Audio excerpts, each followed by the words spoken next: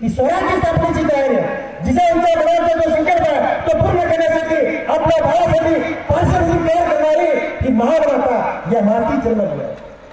म्हणून युगपुरुषोत्तम ईश्वराच्या ठिकाणी आपल्या मुलाला उद्या स्वराज्य स्थापनेला संबंधी असले पाहिजे आणि म्हणून त्या राष्ट्रमाता जिजाऊने लहानपणापासूनच आपल्या मुलाला या ठिकाणी मित्र त्या ठिकाणी गोळा केलेला आहे।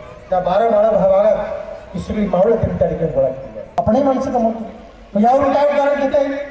मग आपल्याला मित्र असले पाहिजे। आपल्याला संकट येतात, स्वराज्यावर अनेक संकट आली, स्वराज्यावरचे संकट दूर करण्यासाठी शिवरायांच्या आपण असणारी अनेक माणसं त्या ठिकाणी पुढे आली आणि त्यांनी स्वतःच्या प्राणाचं बलिदान त्या ठिकाणी दिलं। स्वराज्य भाऊ कोण येणार?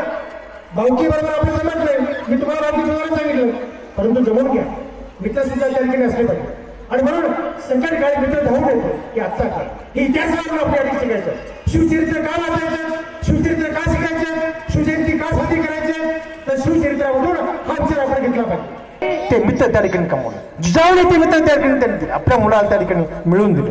आणि म्हणून तुमच्या आजूबाजूला असणारे गल्लीतले आजूबाजूचे तुमच्या मुलाबरोबरचे समवयस्क कोणी मुलं असतील त्यांना तुमच्या मुलाचे मित्र बनवा, कारण उद्या तुमचा मुलगा स्वतःचं एक स्वराज्य स्थापन करणार आहेत हे लक्षात ठेवा। आणि म्हणून त्याला मित्र असले पाहिजेत हे तुम्ही स्वतः आई म्हणून त्या ठिकाणी काळजी घ्या।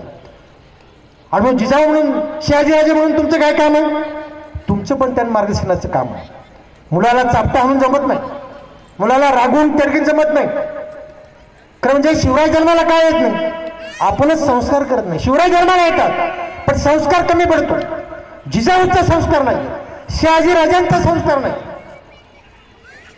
छोट्या शुभाला राष्ट्रमाता जिजाऊ शहाजीराजे आवगाव करत। आणि म्हणून तुमच्या घरातल्या छोट्या बाळाला, तुमच्या घरातल्या छोट्या मुला मुलींना रिस्पेक्ट, त्यांना मोठेपणाने त्या ठिकाणी बोला, रागवू नका, चापट्या मारू नका, नसता शिवाजी त्या ठिकाणी जन्माला येणार। आणि तुमच्या पाठीमागे बरोबर अध्यात्म असलं पाहिजे।